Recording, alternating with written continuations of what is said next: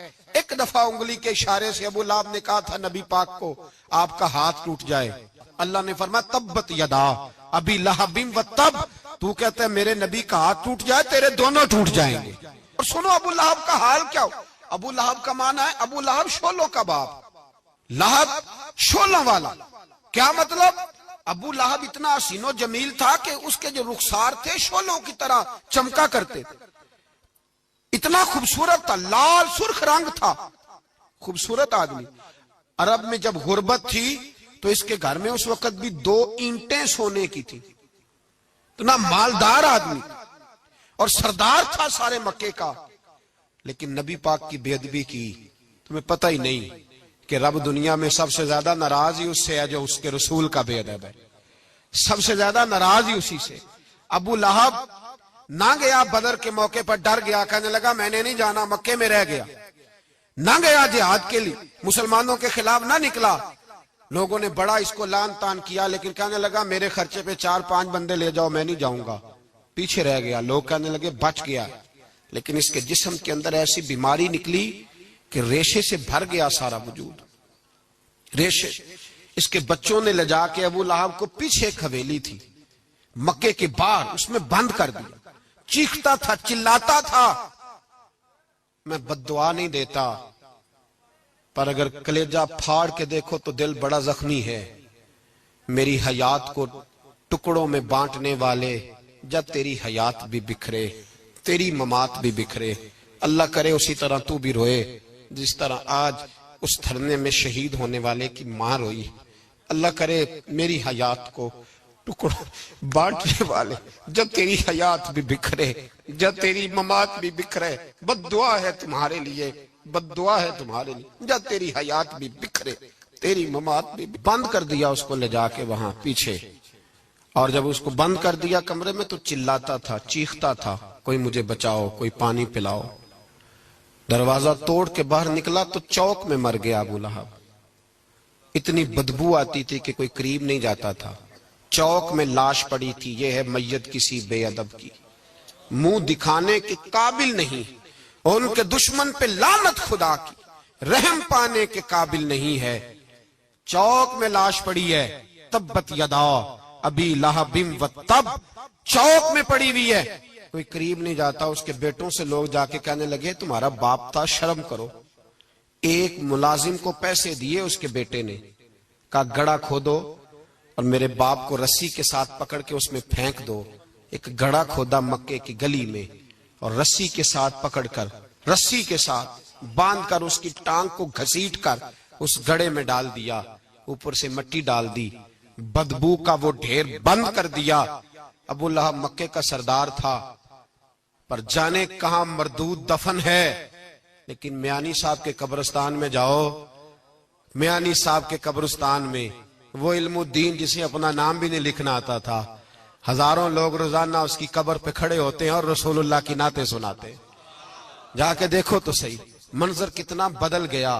اور جب غازی علم دین شہید کا جنازہ اٹھا تو امیر ملت پیر جماعت علی شاہ صاحب کی چیخ نکل گئی، اور ڈاکٹر اقبال رونے لگے، اور قائد اعظم تڑپنے لگے، منتیں کرتے تھے محمد علی جناح کہ یارو تھوڑے پیچھے تو ہٹو، میرا بھی دل کرتا ہے میں بھی ذرا اسے کندھا دے لوں، ذرا پیچھے تو ہٹو۔ محمد علی جناح جیسے لوگ تڑپتے تھے، اور جب قبر میں اترنے کی باری آئی تو ڈاکٹر اقبال نے ہاتھ باندھے، کہنے لگا او دوستو اقبال پہ تھوڑا رحم کھاؤ، اسے میرے ہاتھوں پہ رکھو، قبر میں اتار دیتا، اسے میرے ہاتھوں قوت عشق سے ہر پست کو کر دے، داہر میں اس میں محمد سے اجالا کر دے، اور کی محمد سے فاتو نے تو ہم تیرے، یہ جہاں چیز ہے کیا لوح و قلم تیرے ہیں۔ اور اقبال کہنے لگے دیکھو میں شعر لکھتا رہا، اور یہ لوہاراں دا منڈا نمبر لے گیا۔ میرے نبی پاک صلی اللہ علیہ وسلم ایک شخص حضور کے سامنے بیٹھا ہے تو منہ چڑھا چڑھا کے باتیں کر رہا ہے۔ کچھ لوگ نقلیں اتارتے ہیں، اور بزرگوں کی نقل اتارنا اور بزرگوں کی توہین کرنا یہ رب کو سب سے ناپسندیدہ فعل ہے، توہین کے انداز میں نقل اتارنا۔ تو کہتے ہیں منہ چڑھا چڑھا کے باتیں کر رہے تھے، میرے حبیب نے فرمایا نہ ایسے کر، بڑے میٹھے انداز، کیوں اپنے منہ کو بگاڑ رہا، نہ کر، کہنے لگا جی ہے ہی ایسا. حضرت ابو ہریرہ فرماتے میں قریب بیٹھا تھا، حضور مسکرا رہے ہیں، اور نہ کر ایسے. کہنے لگا جی یہ میرا منہ ہے ہی ایسا. فرماتے میں دیکھ رہا تھا حضور کے چہرے کا رنگ بدلا، آنکھوں میں جلال آیا. فرمایا اچھا جا پھر ایسا ہی ہو جائے، جا پھر ایسا ہی ہو جائے. کہتے ہیں میں نے دیکھا اس آدمی کا منہ بگڑ گیا. حضرت ابو ہریرہ فرماتے ہیں وہ رویا کرتا تھا مدینے کی گلیوں میں اور کہتا تھا کوئی مجھے معافی لے دو، لیکن گرا جو ان کی نگاہ سے وہ سنبھل نہیں سکتا. گرا جو ان کی نگاہ سے کبھی سنبھل نہیں سکتا. کوئی ایسا کام نہ کرے، کوئی ایسا کام نہ کرے، کوئی بھی، جس سے حدیث صحیح میں موجود ہے بنی اسرائیل کے ایک شخص نے اپنی ماں سے بد دعا لی تھی اور عابد زاہد تھا، لیکن ماں کا نافرمان تھا، تو اماں نے کہا جا مرنے سے پہلے تو آزمائش میں مبتلا ہو جائے. رب کی خفیہ تدبیر سے ڈرنا چاہیے. تو مرنے سے پہلے ایسی آزمائش میں ڈال گیا کہ ایک بری عورت نے الزام لگا دیا. لگا الزام، لیکن زمانے میں رسوائی چاروں جانب ہو گئی. تو لوگ آ کے کہتے تھے تیرے ساتھ کیا بنا؟ کہتا کچھ بھی نہیں، میری اماں نے میرے لیے بد دعا کی تھی، اس کا رنگ دیکھ رہا ہوں. کیوں میں نے ستایا اپنی ماں کو؟ توبہ کر، دعائیں لیا کریں زندگی میں. بد دعاؤں والے کام ہم تو 1 منٹ لگاتے ہیں بد دعا لینے میں، 1 منٹ لگاتے، 1 منٹ. ایک میں بزرگوں کا پڑھ رہا تھا ایک دفعہ اخبار میں، تو ان کی آنکھیں کالی ہو گئی، اندر سے کالی ہو گئی، تو بیچارے نابینا ہو گئے. کسی نے ان سے کہا کہ ہوا کیا؟ تو کہنے لگے ایک شرارتی لڑکے نے میرے آگے کھڑے ہو کے 2-3 دفعہ ریس دی تو دھواں میرے منہ پہ پڑا، تو وہ آنکھوں کے اندر گھس گیا ہے، بڑے علاج کرائے، لیکن اس کی شرارت تھی نا. تو وہ کہتے ہیں میں تو یہی کہتا ہوں کہ اللہ کرے تجھے بھی کبھی یہ معاملہ ہو، تجھے پتا چلے. ہم نہیں، باز ہی نہیں آتے، ہم کسی کو تکلیف دینے کا کوئی موقع ہاتھ سے جانے نہیں دیتے. میرے عزیزو یاد رکھو، ڈھونڈا کرو کہاں کہاں کس کس کو ستا بیٹھے، کس کس کی توہین کر بیٹھے، کہاں کہاں ہم نے لوگوں کے بد دعائیں اکٹھی کی. بد دعائیں پیچھا کرتی ہیں، جس طرح دعا پیچھا کرتی ہے بد دعا بھی پیچھا کرتی ہے. وہ پیچھے پیچھے چلتی ہے، وہ تاڑتی ہے. عتبہ نے میرے رسول پاک صلی اللہ علیہ وسلم کی بے ادبی کی. حضور علیہ السلام کے چہرہ انور پر اس نے معاذ اللہ ثم معاذ اللہ تھوکنے کی ناپاک جسارت کی.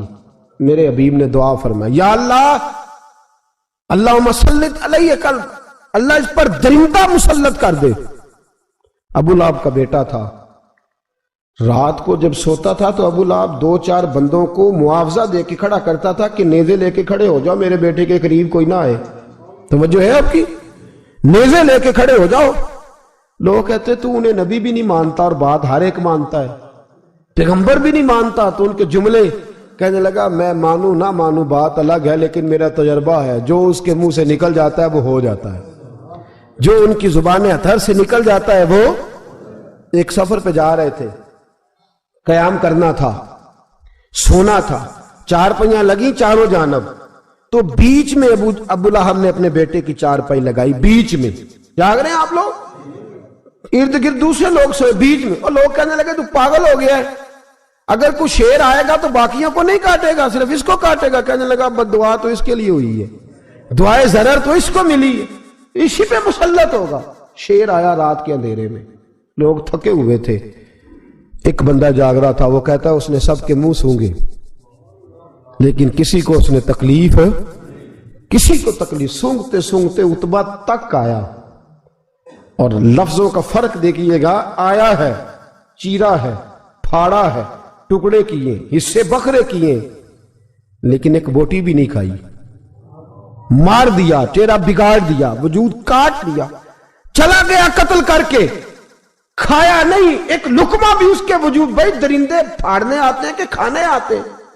وہ کھایا نہیں، پھاڑ کا چلا گیا. تو لوگ سویرے پوچھنے لگے صحابہ سے کہ ماجرا کیا ہے؟ تو گویا صحابہ زبان حال سے کہہ رہے تھے گستاخ کا گوشت گندا ہوتا ہے، جانور بھی نہیں کھایا کرتے، گندا ہوتا ہے. یہ ہے میت کسی بے ادب کی، منہ دکھانے کے قابل نہیں ہے. ان کے دشمن پہ لعنت خدا کی، وہ رحم پانے کے قابل نہیں ہے. میرے رسول پاک صلی اللہ علیہ وسلم کی زبان اطہر سے اگر کبھی کسی شخص کے لیے ایسا جملہ نکل گیا تو پھر اس نے بھی اس کا پیچھا کیا، لیکن میرے حبیب نے دعائیں ہی دی ہیں. ام حرام یہ بخاری کی حدیث ہے. ایک خاتون ہے رضی اللہ تعالیٰ عنہ، وہ کہتی ہیں ایک دن نا میں نے کہا یا رسول اللہ میرا دل کرتا ہے میرے گھر آئیں. تو حضور تشریف لائے تو بڑے تھکے ہوئے، محبوب سفر تھا، تو کہتے تھکے ہوئے تشریف لائے تو حضور آ کے بیٹھے ہی تو میں نے دیکھا کہ نیند کی طرف توجہ ہے حضور کی. کہتے میں نے تکیہ پیش کیا تو میں قربان جاؤں محبوب میرے گھر میں آرام کرنے لگے.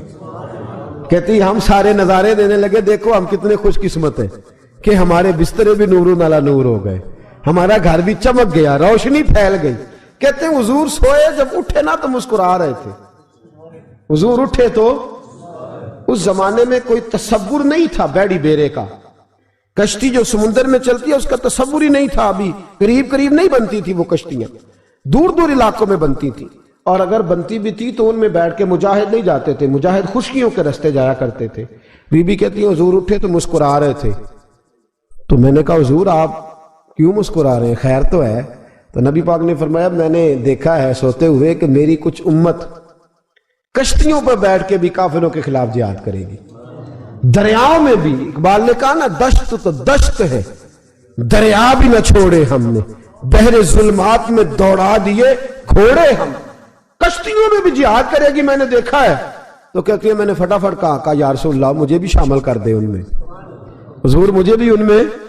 حضور ذرا جلدی جلدی دیکھا جو ان کو بانٹتے، تو میں نے بھی بڑھ کے پیار سے دستے عطا کے سامنے دستے طلب بڑھا دیا. میں نے بھی آگے بڑھ کے کہا حضور تھوڑی خیر ادھر، حضور مجھے بھی شامل کر دے. کہتے پہلے ہی بوڑھی تھی. نبی پاک نے ہاتھ اٹھائے کہ یا اللہ اس کو بھی ان میں شامل کر دے. اب فرماتے ہیں سرکار کا وصال ہوا، کوئی جہاد نہیں ہوا سمندر والا. حضرت ابو بکر کے زمانے میں کوئی جہاد نہیں ہوا سمندر والا. مجھے لوگ کہتے تو نے مرنا کب ہے؟ میں نے کہا جب تک کشتی والا جہاد نہیں ہو جاتا، جب تک کشتی والا جو دن کو کہہ دیا دن ہے تو دن نکل آیا، جو شب کو کہہ دیا شب ہے تو رات ہو کے رہی. خدا نے ان کی زبان کو وہ اختیار دیا، جو نکلی منہ سے ان کے وہ بات ہو کے رہی. فرمایا جب تک کشتی والا جہاد نہیں ہوتا میں نے مرنا. تو پھر بابے کو کہنے دو نا عرش فرشتے بانگا ملیاں مکے پہ گئی شور، اور بلے شاہ ایسا نہیں مرنا. گالی بکی بلے شاہ ایسا نہیں مرنا ہے، مر گیا ہی کوئی اور تے بارت شاہ کدو مر دے جنہ کیتیاں نیک کمائیاں نے. بات ہی ختم کر دی، او کدو مر دے جنہ کیتیاں نیک کمائیاں نے. حضرت سلطان باہو رحمت اللہ علیہ فرماتے کامل پیر اونا دے باہو قبر جنہ دی جیوے. فرمایا میں نہیں مرتی. حضرت اسرائیل نہیں آتے وہ چھو کے گزرے گئے. کہتے بہنیں بھی چلی گئیں، بھائی بھی چلے گئے، خامد بھی چلا گیا، بچے بھی کئی گئے، اور میں اسی حالت میں. حضرت ابو بکر صدیق کا وصال ہوا، حضرت عمر کا وصال ہوا، حضرت عثمان کا گن رہے ہیں آپ لوگ. حضرت ابو بکر کے 2.25 سال، حضرت سیدنا عمر فاروق کے کم و بیش 10 سال، حضرت عثمان غنی کے تقریباً 11 سال. کتنا عرصہ ہو گیا؟ کہتی ہیں کوئی. پھر حضرت علی کے 4.5 سال. بی بی کہتی ہے میں ترو تازہ تندرست کی تندرست لوگ پہتے ہو، بی بی تیرے ساتھ والے سارے چلے گئے، تو کب جائے گی؟ تو میں کہتی ساڑھے نبی دی زبان، ساڑھے نبی دی زبان، ساڑھے واسطے قرآن، میں کیسے جاؤں؟ ابھی جہاد ہی نہیں ہوا. کہتے ہیں خلفائے راشدین نے پردہ کیا. حضرت امیر معاویہ کا دور آیا اور حضرت امیر معاویہ نے قسطنطنیہ کے لیے جب مجاہد بھیجے تو سمندر کا رستہ تھا. کہتی ہیں جب سواریاں جانے لگی تو کہنے لگے کچھ بیویوں کی بھی ضرورت ہے کھانا پکانے کے لیے. کہتی ہے میں ہاتھ بھی کھڑا کرتی رہی، درود بھی پڑھتی رہی، اور محمد کی صداقت پر شکر بھی ادا کرتی رہی. کہتے ہیں میں نے ہاتھ کھڑا کیا تو مجھے کچھ لوگ کہنے لگے بی بی تو سلیکٹ ہو جائے گی، تو بوڑھی ہے. تو کہتی ہے میں نے کہا سلیکٹ ہو کیا جاؤں گی، مجھے جانے والے سلیکٹ کر کے گئے ہیں، مجھے سلیکٹ کیا گیا ہے. جنہوں نے ظاہری پردہ کیا ہے نا سلیکٹ مجھے. حضور نے دعا کر دی تھی تو نبی پاک کی دعا. فرماتی ہم نے کشتی میں بھی بیٹھی، جہاد بھی کیا، اور جس دن وہ جہاد ختم ہوا حضرت ام حرام کا وصال ہو گیا. تو لوگوں سے پوچھتے بی بی چلی گئی؟ کہنے لگے ہاں مصطفیٰ کا کیا ہوا وعدہ جو پورا ہو گیا ہے. میرے محبوب نے جس کو دعا دے دی، میرے رسول کریم نے جس کے لیے دعا کر دی. دوسرا درجہ والد کا. اگرچہ رسول پاک علیہ السلام کے والد گرامی آپ کی ولادت سے قبل تشریف لے گئے تھے، لیکن میرے حبیب پاک علیہ الصلوۃ والسلام نے جناب ابو طالب کے ساتھ جو رویہ رکھا اور پھر حضرت عباس کے ساتھ جو رویہ رکھا، پتہ کیا حال تھا؟ جب رسول پاک علیہ الصلوۃ والسلام فرماتے ہیں غربت تھی تو مجھے جناب ابو طالب نے پالا، ان کی زوجہ حضرت فاطمہ بنت اسد رضی اللہ تعالیٰ عنہ جو جناب علی المرتضیٰ کی والدہ ہیں، فرماتے ہیں کہ انہوں نے میری بڑی خدمت کی، مجھے گھر میں رکھا، پیار سے رکھا۔ میرے والد اور والدہ کے وصال کے بعد، چچا کے جانے، دادا کے جانے کے بعد چچا اور چچی نے پالا اور اس گھر کو ایک مکمل ماحول فراہم کیا۔ پھر ایک وقت آیا کہ جناب ابو طالب پہ غربت آئی۔ نبی کریم صلی اللہ علیہ وسلم بکریاں چرانے جاتے تھے اور وہاں سے جو اجرت لے کے آتے تھے سیدھی لا کے چچا کی ہتھیلی پہ رکھتے تھے، چچا کی ہتھیلی پہ رکھتے اور فرماتے تھے کہ چچا آپ اپنے مصارف کے لیے اس کو خرچ کر سکتے ہیں، یہ عالم۔ اور پھر چچا نے بھی تو کمال کر دی نا، پھر اس چچا نے بھی تو کمال کر دی نا۔ سارے لوگ کٹھے ہو کے آ گئے نا حضرت ابو طالب کے پاس اور آ کے کہا کہ جناب اپنے بھتیجے کو منع کیجیے ورنہ ساری برادری آپ کی مخالفت کرے گی، حد ہو گئی، اب حد ہو گئی، اب ساری ان سے کہیے کہ انہیں دولت چاہیے یا عرب کی کوئی خوبصورت عورت چاہیے یا معاذ اللہ کوئی اور چیز کا مطالبہ کرتے ہیں تو ہم دینے کو تیار ہیں، لیکن ان کو کہتے ہیں کہ یا تو تبلیغ چھوڑ دے یا ان کا یہ بھی کہنا ہے کہ جو آپ کا مطالبہ ہے آپ بتلائیں۔ حبیب پاک علیہ السلام نے فرمایا کہ اگر وہ میرے سیدھے ہاتھ پہ چاند رکھیں، دوسرے پہ سورج رکھیں، پھر بھی میں اللہ کی توحید کا اعلان کرتا ہی رہوں گا، میں تو اس دعوے سے باز نہیں آؤں گا۔ جناب ابو طالب نے کہا بھتیجے پھر میں بھی بوڑھا ہو گیا ہوں۔ توجہ ہے آپ کی؟ میری بات سمجھ میں آ رہی ہے؟ جس آدمی کا بڑا سہارا ہو نا، بڑا، وہ جب کہتا ہے نا نہیں، بندہ کی نا کچھ امیدیں وابستہ ہوتی ہیں کچھ لوگوں کے ساتھ، وہ ایک دو چار لوگوں کو کام کہتے ہیں، پھر انہیں پتا ہوتا ہے کہ فلاں آدمی سے میری امید وابستہ ہے، وہ کبھی نہیں جائے گا۔ جب ابو طالب نے کہا نا کہ میں پھر بوڑھا ہو گیا ہوں، تو اللہ کے حبیب اٹھے، حضور سید عالم صلی اللہ علیہ وسلم کی مقدس آنکھوں میں آنسو ہے، گویا حضور فرما رہے ہیں کہ چچا باپ کا الفت بھائی کی نہیں کرتا جائیداد کے تنازع میں جتنی بھتیجے اٹھ کے کرتے۔ جناب ابو طالب نے دیکھا کہ رسول پاک نے رخ پھیرا، آنکھوں میں آنسو ہے، اچھا چچا تیری مرضی، یہ لفظ کہے تو حضور کی آنکھیں بھر آئی۔ جناب ابو طالب بوڑھے آدمی تھے، اٹھے، پیچھے دوڑے، حضور کو کندھے سے پکڑا، کھینچ کے رخ اپنی طرف کیا، سینے سے لگایا اور کہا بھتیجے جا، جو تیرے دل میں آتا ہے کر، خوشی ہو یا غم ہو، کوئی ساتھ دے نہ دے، تیرا چاچا ہمیشہ تیرا ساتھ دیتا رہے گا، جا تجھے اجازت ہے، جو تیرے دل میں ہے۔ میرے دوستو، بحیثیت ایک سربراہ خاندان کے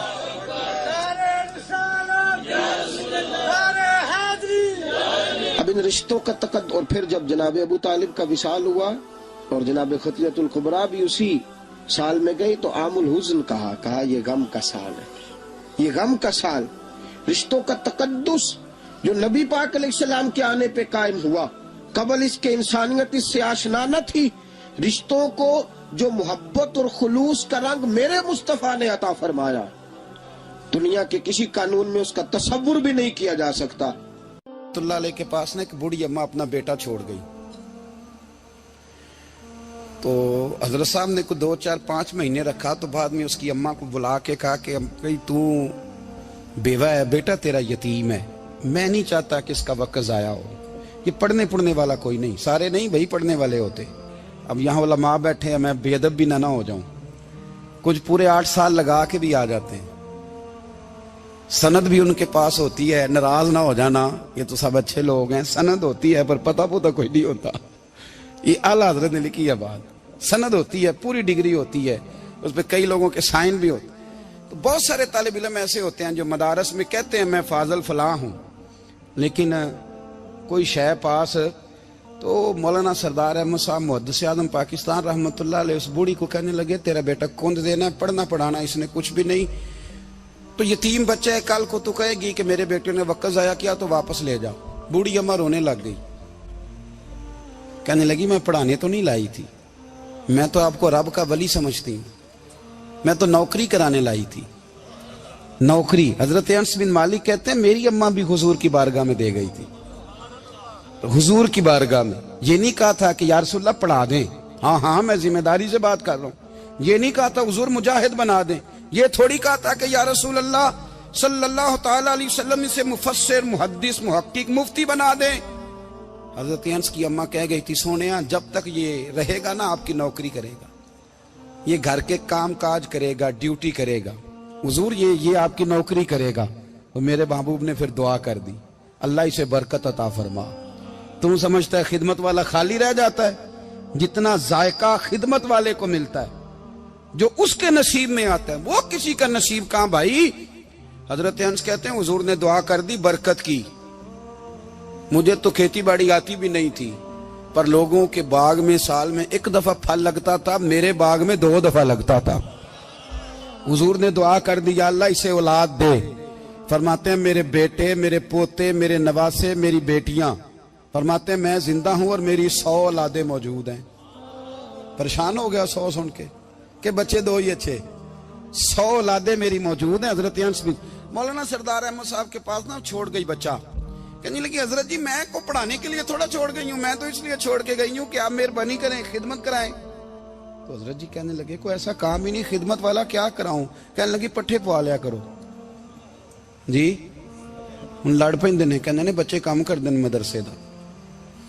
حالانکہ اب کہاں بچے کام کرتے ہیں، اب تو گزر گیا دور، اب تو بچے کام کراتے ہیں۔ اب بچے بھی ناراض ہو رہے ہیں، گھور گھور کے دیکھ رہے ہیں۔ صحیح پہ رہا ہوں آپ کو، بچے کام کراتے ہیں، بچے کہاں کام کرتے؟ کہنے لگی یہ چارہ ڈالے کرے گا آپ کی بھینسوں کو۔ تو حضرت نے اس کو کہا کہ بی بی چارہ میری بھینسوں کو ڈالنے کے لیے میں نے بندہ رکھا ہوا ہے، تو جا لے جا۔ کہنے لگی ہاتھ باندھ کے حضور مہربانی کریں رکھ لیں، چارہ ڈالے گا۔ اور پتر توجہ سے چارہ ڈالنا حضرت کی بھینسوں کو۔ رونے لگی، حضرت نے رکھ لیا، مہینے کا خرچہ بھی دیتے۔ شام کو نا وہ سارا دن کام کرتا، شام کو آ کے پیروں میں بھی بیٹھ جاتا، حضرت جی لائیں تیل تھوڑا سا، پیر نہ دبا دوں۔ 8 سال ساتھ والے پڑھتے رہے، یہ بیچارہ نوکری کرتا رہا، میرا روپ بھی نہیں تے میرا رنگ بھی نہیں، اور مینو یار منان دا ٹنگ بھی نہیں۔ کبھی کبھی نا حضرت بلال حبشی فارغ ہوتے نا تو نبی پاک کی بارگاہ میں عرض کرتے حضور کوئی کام تو نہیں، سارے ہو گئے، حضور جاؤں ذرا، چلے جاتے۔ ایک دن سلمان فارسی کہنے لگے یا رسول اللہ یہ بلال کہاں جاتا ہے؟ فرمایا جا دیکھ کے تو آ۔ حضرت سلمان واپس آئے تو آ کے رونے لگے، کہنے لگے سونیا جب یہاں سے جاتا ہے نا تو جا کے سیدہ فاطمہ کی چکی پیسنی شروع کر دیتا، بی بی صاحبہ کے کام کرنے لگتا ہے، گھر میں جا کے اسنین کی ڈیوٹی کرتا ہے، وہاں بھی کام یہاں بھی کام۔ وہ چارہ ڈالتا رہا، اس نے چارہ ڈالا۔ حضرت محدث اعظم کی بھینسوں کو دستار فضیلت کا وقت آ گیا، سارے پگڑیاں سجا کے آ گئے، آج دستار ہوگی۔ یہ نہ پیچھے ہو کے بیٹھ گیا، چونکہ پڑھا ہی نہیں تھا تو دستار کاہے کی، دستار تو اس کی جو پڑھے گا، ہم نے تو پڑھا ہی نہیں، ہم نے تو یار پڑھا، گھر پڑھا، ڈیوٹی کری۔ حضرت محدث اعظم رحمت اللہ علیہ کے ہاں جب اعلان ہونے لگا نا کہ اب دستار ہوگی تو حضرت نے پہلا اعلان اس کا فرمایا۔ تو مجھان اللہ بندہ کپڑے بھی کدی کدی بدل دے نا، وہ کہتا ہے جس حال میں بھی تھا میں پلٹ کے دیکھنے لگا کہ پڑھا پڑھایا تو ہے، کوئی شے نہیں، تو یہ ماجرا کیا ہے؟ پیچھے سے اٹھ کے آئے تو کہتے ہیں باقیوں کی دستار کسی عالم نے کی، کسی صوفی نے کی، لیکن یہ بھینسوں کو چارہ ڈالنے والا جب آیا تو محدث اعظم نے فرمایا پگڑی کے بال کو کوئی ہاتھ نہ لگائے، یہ ساری دستار میں نے کرنی ہے۔ اور فرماتے ہیں حضرت بال بھی دیتے جاتے تھے اور آنسو بھی بہاتے جاتے تھے، ماتھا بھی چومتے تھے، اور فرماتے تھے دستار کے بعد چلا تو نہیں جائے گا یار، مجھے تو عبادت بھی نہیں رہ گئی، مجھے تو چابیوں کو بھی نہیں پتا کون سی کہاں رہتی ہے، جائے گا تو نہیں تو رو پڑا۔ کہنے لگا سونیا جائے تو وہ جس کے پلے کوئی شے ہو، آتا جاتا تو ہے کچھ نہیں، مجھے کس نے رکھنا ہے، میں نے کہاں جانا ہے، ادھر کہاں تو ادھر ہی رہوں گا۔ وہ اس طالب علم کے سارے استاد بھائی کہتے ہیں اس نے دستار کرائی، پڑھا پڑھایا کچھ نہیں، پر جو مسئلہ اڑ جاتا تھا نا، وہ جو اڑ جاتا تھا نا، وہ جا کے اس سے پوچھتے تھے تو کتابیں کھولنے کی ضرورت نہیں پڑتی تھی۔ حضرت ام سلمہ رضی اللہ تعالیٰ عنہ کہتی ہے میں نے عرض کی یا رسول اللہ صلی اللہ علیہ وسلم میری بچی بڑی بیمار ہے، تو مجھے کسی نے کہا ہے یہ تھوڑی سی نشے والی چیز ہے، یہ بنا کے تیار کر کے دو صحیح ہو جائے گی، بیمار ہے بچی تو یہ نشے والی چیز ہے، اس کو تیار کر کے دو، تھوڑا نشہ ہے۔ اگرچہ بعض میں نے شروع میں کہا بعض لوگ مریض کو سخت مریض کو ایسی ادویات جو مجبوری بن جائے اس کی گنجائش اور اجازت دیتے ہیں. محتاط علماء تو اس میں بھی بہت ساری چیزیں پہلے بیان کرتے ہیں, لیکن اس نے کہا جی نرا نشہ دینا ہے شفا کے لیے. حضرت ام سلمہ کہتی ہے میرے نبی پاک نے میری طرف دیکھا, میری طرف, تو میں نے کہا یا رسول اللہ آپ کیا فرمانا چاہ رہے ہیں؟ تو نبی پاک نے فرمایا ام سلمہ کبھی ناپاک چیز میں بھی شفا ہوئی ہے, کبھی ناپاک چیز میں بھی, کبھی شراب اور خمر میں بھی شفا ہو سکتی ہے.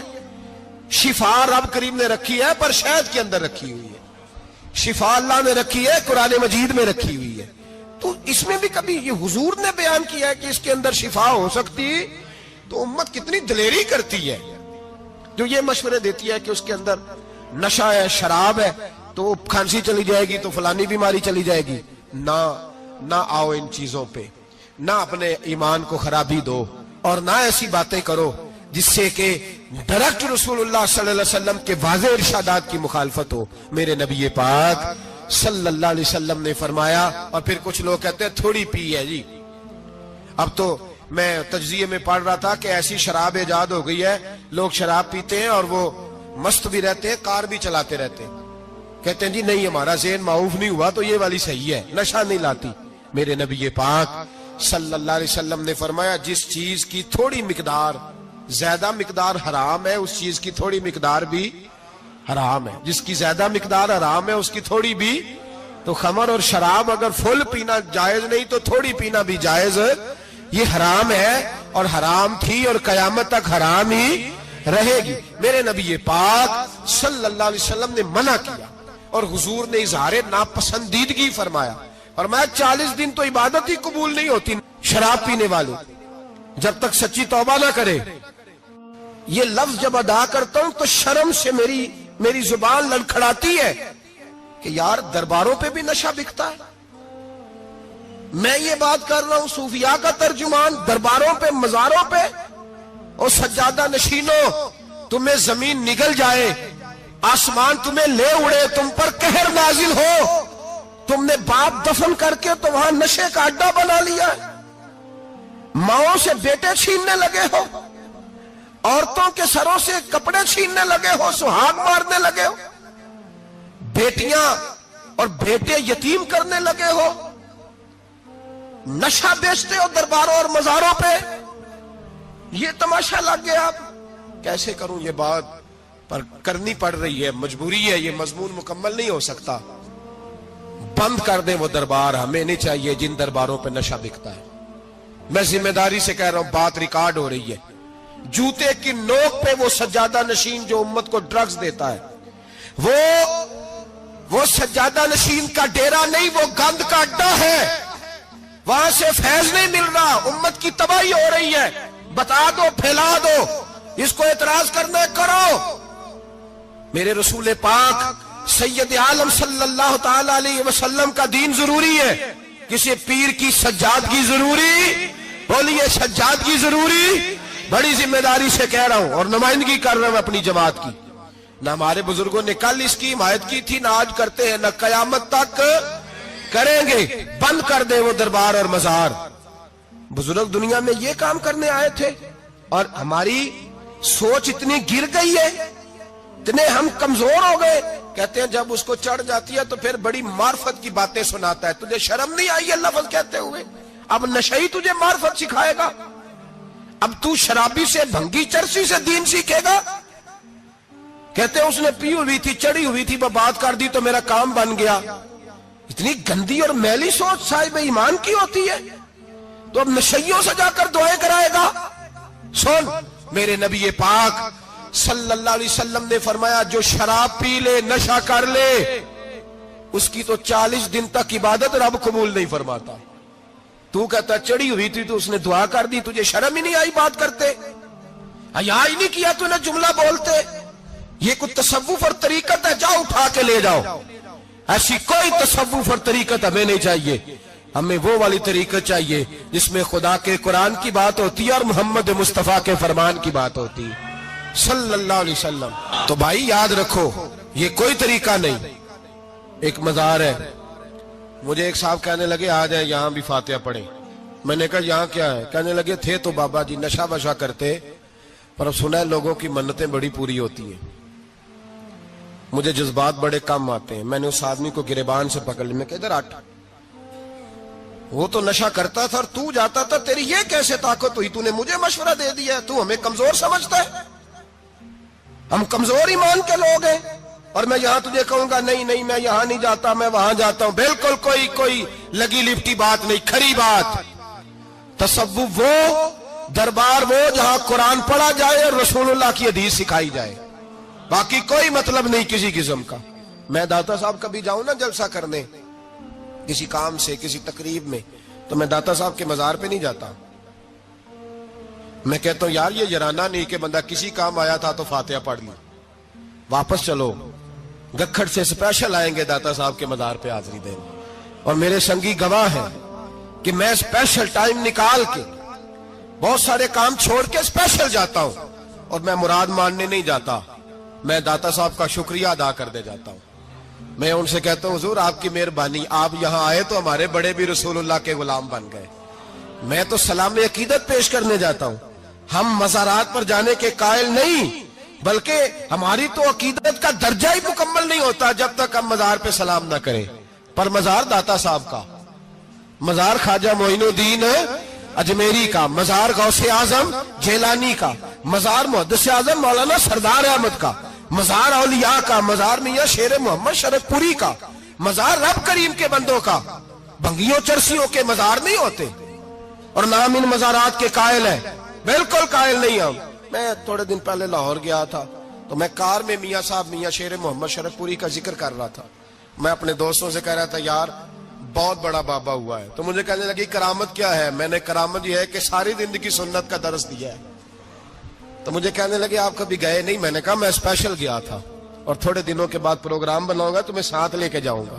ہم مزارات کے قائل ہیں، حاضریاں دیں گے مزاروں پہ، لیکن بھنگیوں چرسیوں کے مزاروں پر جانے کے قائل ہیں؟ زور سے بولے، یہاں جانے کے قائل ہیں؟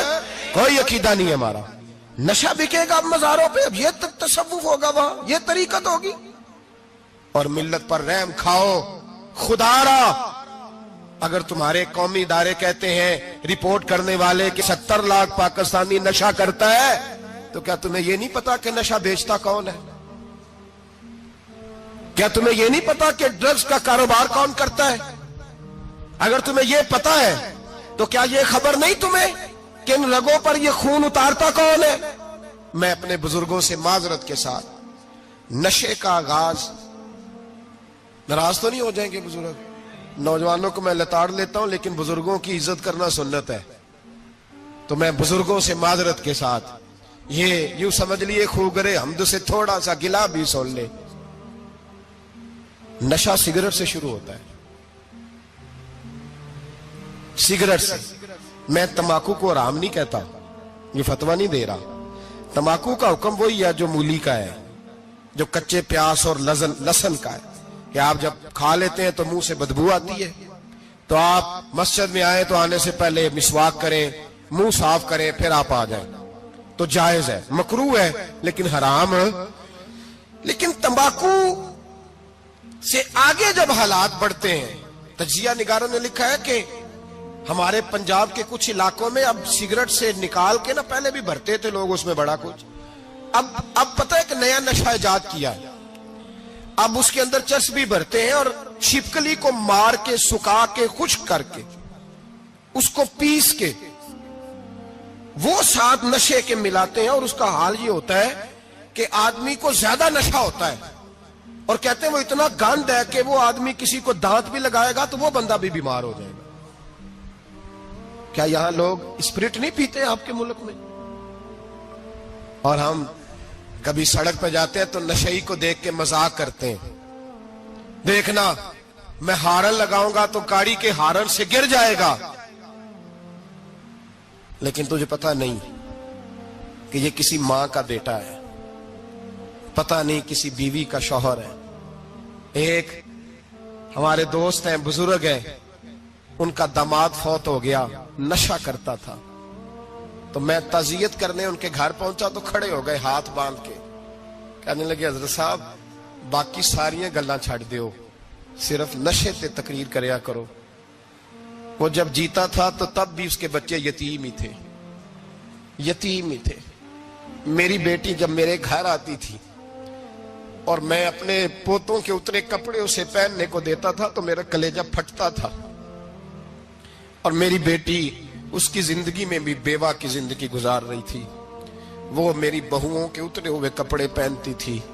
کوئی دعا کرو، کوئی جلسے کرو، یہ لت ختم ہو جائے.